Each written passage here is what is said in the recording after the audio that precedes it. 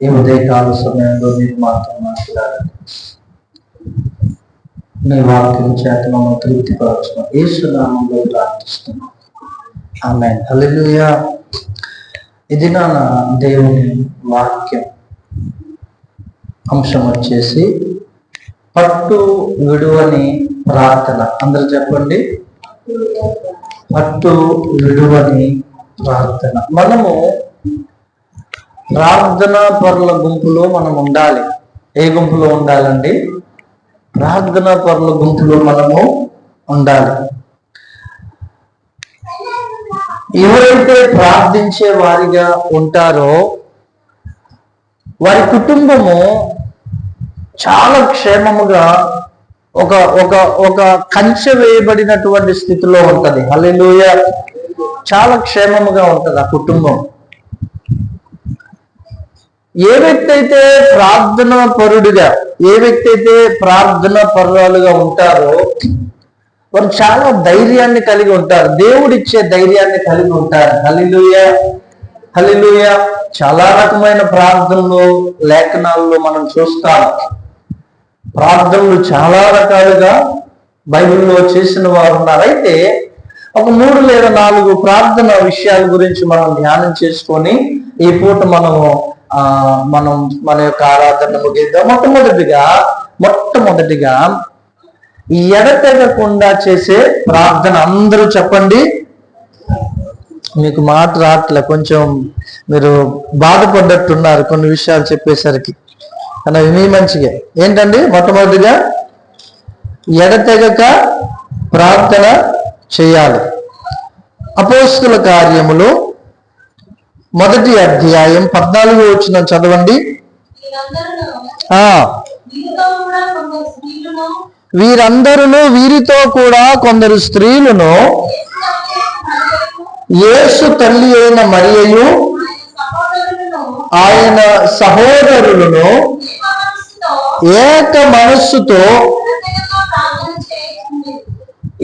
మనస్సుతో ఎడతెగక ప్రార్థన చేయుచుండేది. హల్లెలూయా, హల్లెలూయా. 120 మంది ఆ మేడ మీదండి. వారు మాత్రమే కాక కొంతమంది స్త్రీలను యేసు తల్లి అయిన మరియయు వీళ్ళందరూ ఎలా ప్రార్థన చేస్తున్నారంట? ఏక మనస్సుతో, ఒకే మనస్సుతో ప్రార్థన చేస్తున్నారంట. మరలా ఎలా చేస్తున్నారు? అది ఎడతెగక ప్రార్థన చేస్తున్నారు. ఏక మనస్సుతో ప్రార్థన చేస్తున్నారు, ఎడతెగక ప్రార్థన చేస్తున్నారు. ఎంతమంది? దాదాపుగా 120 మంది అయిపోయి ఉన్నారు. అందరూ కూడా ఒకే మనసుతో దేని కొరకు చేస్తున్నారు తెలుసా? ఇదిగో మీరు శక్తి పొందుతారు. మీరు యెరూషలేములోనే నిలిచి ఉండండి, పైనుండి శక్తి పొందుతారు. మీరు పరిశుద్ధాత్మ చేత నింపబడతారంటే, మాకు పరిశుద్ధాత్మ శక్తి కావాలని అందరూ ఏక మనసుతో ఎడతెగక ప్రార్థన చేస్తున్నారు. హల్లెలూయా. ఏదైనా ఒక విషయంలో మనం పొందేటప్పుడు ఏకాగ్రత కలిగి ప్రార్థన చేయాలి, ఏక మనస్సు కలిగి ప్రార్థన చేయాలి, ఎడతెగకుండా ప్రార్థన చేయాలి. హల్లెలూయా. మనం ఒక 10 మందిని కూడి ఏదన్నా ఒక విషయం నిమిత్తమై ప్రార్థన చేస్తున్నాం అనుకోండి, మనలో ఒక అపనమ్మకం రాకూడదు. ఒకే పట్టుదల కలిగి ప్రార్థన చేయాలి. దేవుడు ఇది జరిగిస్తాడు అని ప్రార్థన చేయాలి.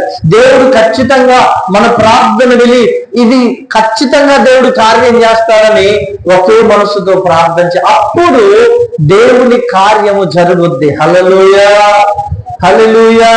అలా కాకుండా నలుగురేమో విశ్వాసంతో ఎడదేవి ప్రార్థన చేస్తే, నలుగురేమో ఆయన ఎంత ప్రార్థన చేసినా ఏముంటదిలే, ఇప్పటి వరకు ఏం జరగలేదు అన్నట్టుగా కనుక మనసులో ఉంటే ఏమండి, వారు ఏకీభవించినట్లేనా? లేదు. ఒక కుటుంబంలో భార్య, భర్త, 2 పిల్లలు లేదా 5 పిల్లలు కలిసి ప్రార్థన చేస్తున్నారంటే, ఏదైనా ఒక అంశం నిమిత్తం ప్రార్థన చేస్తున్నారంటే ఎడతెగక దాని గురించి ప్రార్థన చేయాలి. నీ భర్త మార్పు కోసం నువ్వు ప్రార్థన చేస్తున్నావంటే ఆయన మారేంత వరకు నువ్వు ప్రార్థన చేయాలి. నీ కుమారుడు కుమార్తె ఉద్యోగం చదువుల కొరకు నువ్వు ప్రార్థన చేస్తున్నావంటే వాళ్ళు సాధించేంత వరకు ఎడతెగక ప్రతిరోజు ప్రార్థన చేస్తూనే ఉండాలి. హల్లెలూయా.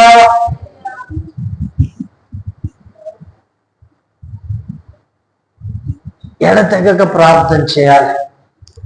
ఈ అపోస్తలుల కాలంలో ఏమండి వీరు మేడగదిలో ఎడతెగకుండా ప్రార్థన చేస్తూనే ఉన్నారు. హల్లెలూయా. ఎంత మంచి విషయం అండి. 2వ అధ్యాయం 42వ వచనం చూడండి. ఇది అపోస్తలుల కార్యము.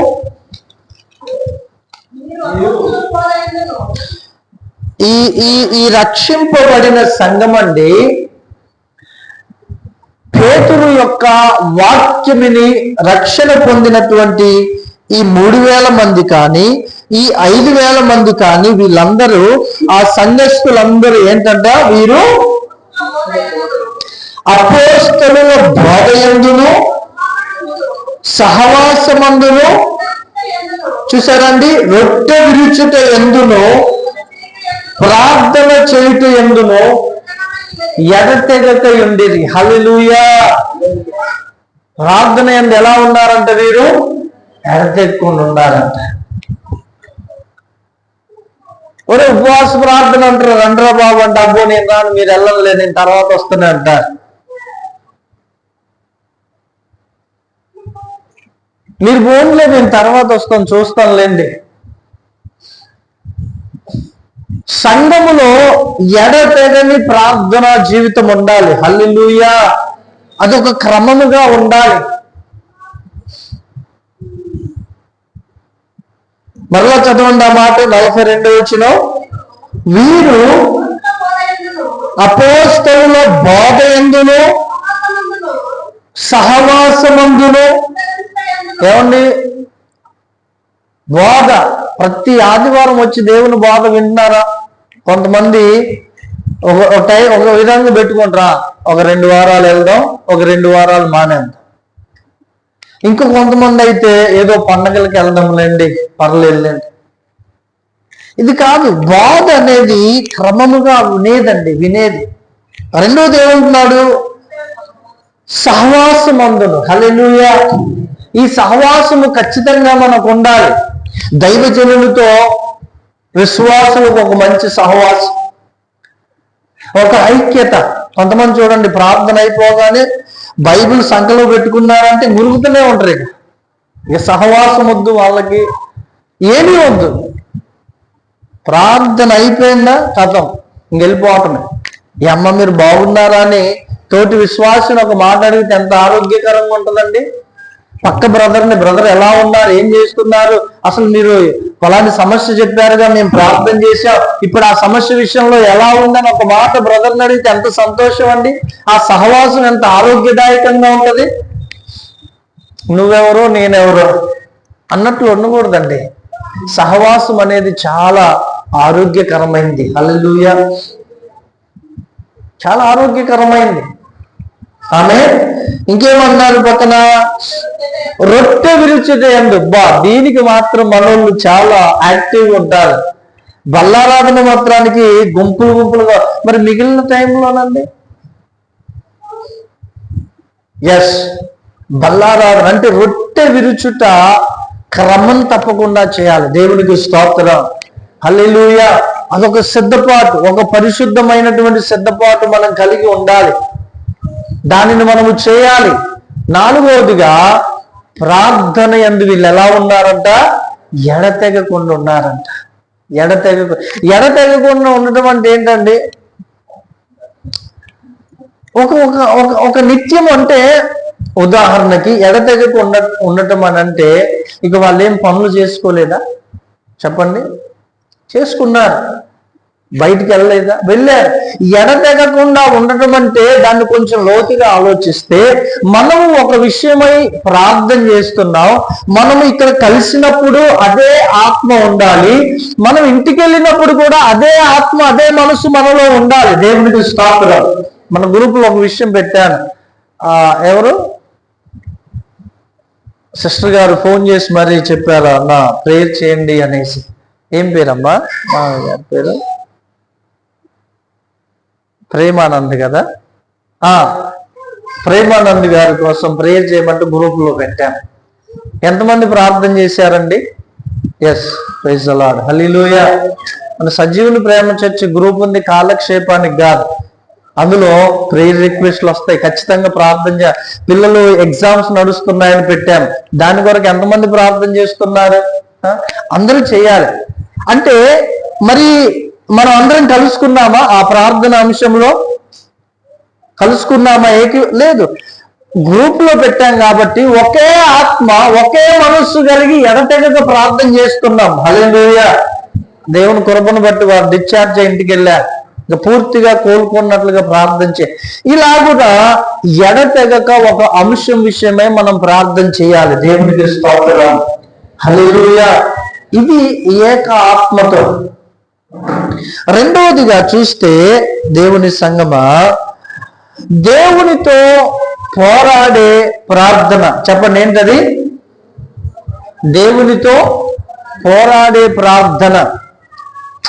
ఇది చాలా దేవుని యొక్క కార్యాలను పొందుకునే విధంగా చేస్తుంది. కొంతమంది ప్రార్థన చేస్తారు ఏమనంటే, అయ్యా తండ్రి, నేను ఈ విషయమై నేను ప్రార్థన చేస్తున్నా, నువ్వు నాకు ఇస్తావా ఇయ్యవా? నువ్వు ఇచ్చేంత వరకు నేను మాత్రం నిన్ను వదిలిపెట్టనంటారండి కొంతమంది తల్లి. హల్లెలూయా. ఇది దేవునితో పోరాడే ప్రార్థన. ఒకసారి ఆదికాండం 32వ అధ్యాయము 24వ వచనం చదవండి. ఆదికాండం 32వ అధ్యాయం 24వ వచనం చదవండి. ఎవరంటండి? యాకోబు ఒక్కడు మిగిలిపోయెను.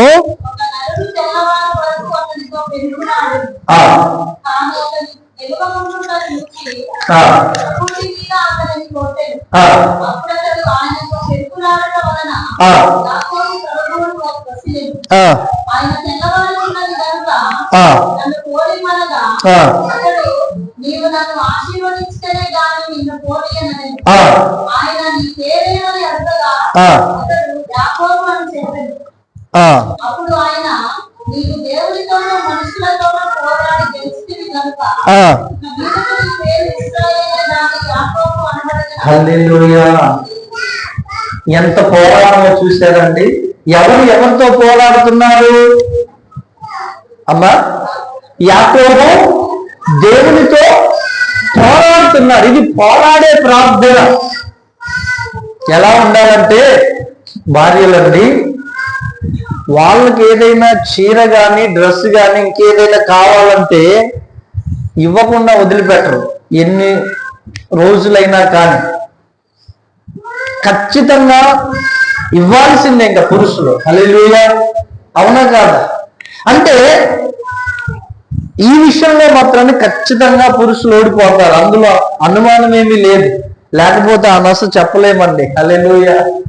అది ఘోరంగా ఉంటది. ఇంకా మనము దేవునితో పోరాడేటప్పుడు ఎలాగంటే, నువ్వు ఇది ఇస్తేనే నేను నిన్ను విడిచిపెడతా, లేకపోతే నిన్ను ఇసుకిస్తూనే ఉంటా ప్రభువా.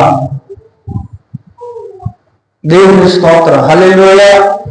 ఖచ్చితంగా దేవుని బిడ్డలారా, దేవునితో పోరాడే ప్రార్థన మనము చేయాలి. హల్లెలూయా. కొత్తగా అనిపిస్తుందా మీకు? చెప్పండి, ఎలాంటి ప్రార్థన చేయాలి దేవునితో? ఎందుకు నీవు ఇది ఇవ్వవు? నువ్వు ఖచ్చితంగా ఇది ఇవ్వాల్సిందే. యాకోబు ఏమన్నారు తెలుసా? నీవు ఖచ్చితంగా నన్ను ఆశీర్వదించాలి, ఆశీర్వదించకపోతే నేను నిన్ను వదిలిపెట్టను, నేను నిన్ను విడిచిపెట్టను. హల్లెలూయా. నేను నిన్ను విడిచిపెట్టను ప్రభువా, నీవు నన్ను ఆశీర్వదిస్తేనే కానీ నేను నిన్ను విడిచిపెట్టను, నేను నిన్ను పోలేను. అక్కడ 27వ వచనం చదవండి ఒకసారి. 27 అమ్మా. 26వ వచనం చదువు. చూసారా అండి? ఆయన తెల్లవారుచున్నది కనుక. ఓ ప్రైజ్ ది లార్డ్, హల్లెలూయా. అదే తెల్లారుతుంది నన్ను పోని అంటే నేనేమన్నాడు? అతడు యాకోబు, నీవు నన్ను ఆశీర్వదించితేనే గాని నిన్ను నేను పోనీ అన్నయ్యా.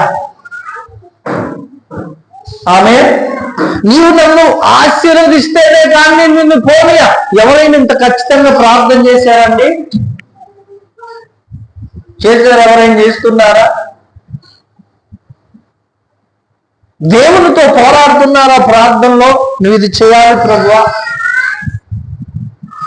నా కుటుంబం అంతా నీ సన్నిధికి రావాలయ్యా, రాబోయే రోజుల్లో ఉన్నత స్థితిలో ఉండాలయ్యా, అది నేను చూడాలయ్యా. ఏమండి, అలా పోరాడే ప్రార్థన చేస్తున్నారా దేవునితోటి? అలా గనక మనం చేస్తే ఖచ్చితంగా దేవుడు ఆయన ఆశీర్వదిస్తాడు. హల్లెలూయా. కొన్ని దేవుడు ఇష్టపూర్తిగా మనల్ని ఆశీర్వదించే ఆశీర్వాదాలు ఉన్నాయి, కొన్ని దేవుని దగ్గర మనం పోరాడి సంపాదించుకునేవి కూడా ఉన్నాయి. హల్లెలూయా. పోరాడి తెచ్చుకోవాలండి దేవుని దగ్గర, పోరాడి తెచ్చుకోవాలి. అక్కడ ఏమన్నాడు? 28వ వచనం,